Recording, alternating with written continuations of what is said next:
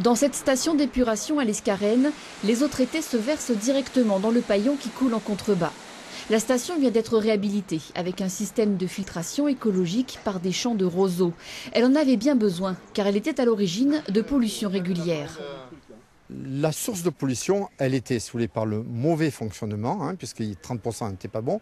Deuxièmement, les boues qu'on ne savait pas bien traiter, qu'il fallait descendre ailleurs, qu'il fallait transporter. Donc c'est un coût pour la commune, alors que là maintenant, on a une station, je veux dire, qui est autonome. Pour en gros 12 ans, on est tranquille. La réhabilitation de la station de l'Escarène fait partie des actions concrètes décidées l'an dernier dans le contrat de rivière des Paillons. L'objectif, protéger l'eau et son milieu, mais aussi limiter les risques d'inondation. La première chose quand on parle d'amélioration ou d'environnement, on parle de qualité de l'eau pour les rivières, mais il n'y a pas que ça.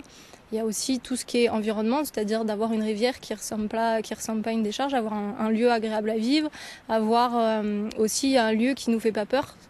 Quand on a une maison qui est au bord de l'eau, on n'a pas envie de la se faire emporter une fois tous les 20 ans.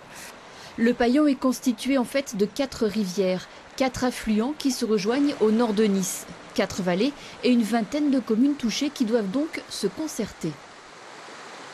On peut avoir des actions qui sont des actions très vertueuses, mais qui n'auraient pas été menées dans la concertation. Et par exemple, lorsqu'on a affaire à un cours d'eau, il est clair que ce qui se passe en amont aura un impact en aval. Et il est donc très important que toutes les actions soient menées dans la cohérence. Sur la soixantaine d'actions décidées l'an dernier, 10 sont déjà finalisées, 21 démarrées. Il en reste 31 à mettre en œuvre avant 2015.